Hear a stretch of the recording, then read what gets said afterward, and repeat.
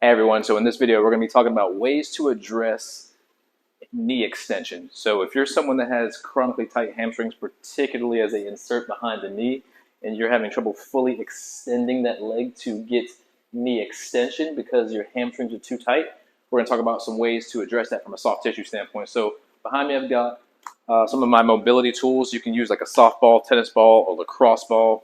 Tennis ball will be a lot less or a lot more forgiving compared to a softball or baseball. So I would recommend something more dense. So you can get this from Rogue. This is from Acu Mobility. I'll drop links in the comments below. And then I've got the cheap option, 2 lacrosse balls duct taped together. So I'm going to use the lacrosse balls first. So what you want to do is get to a surface where you can take a seat. And then if you feel that tension behind the knee, like those tight, gritty muscles, you're actually going to place that lacrosse ball right at the insertion point behind the knee. I'm not directly behind the knee. I'm a couple inches above it, but this is where I'm going to start. So what you want to do is lean in, try to create as much pressure as you can. Once you feel a tight spot, you're going to be focusing on extending the knee, because as you extend the knee, it lengthens the hamstring. So you're going to feel that tension as you extend and then back in. So think about trying to flex your quads, extending the knee as you do this. And you want to work different angles. So maybe you want to go toes out, work more of the outer hamstring. Maybe you want to go toes in, work more of the inner hamstring.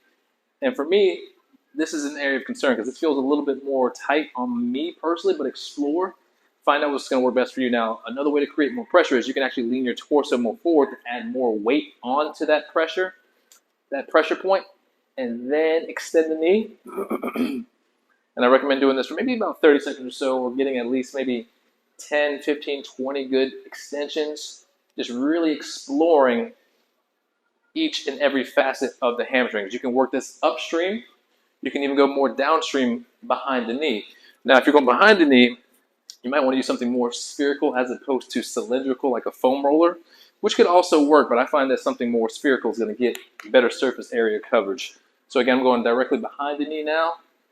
I'm going to go more internal towards the inner thigh. So turning my toes inwards, lean in to add that pressure, and then I'm going to extend, flex the thigh, and then back to knee flexion. So this is knee flexion, this is knee extension, and really just focusing on exploring. So I'm going to hit different angles. That's middle, that's outside, that's middle, that's inner.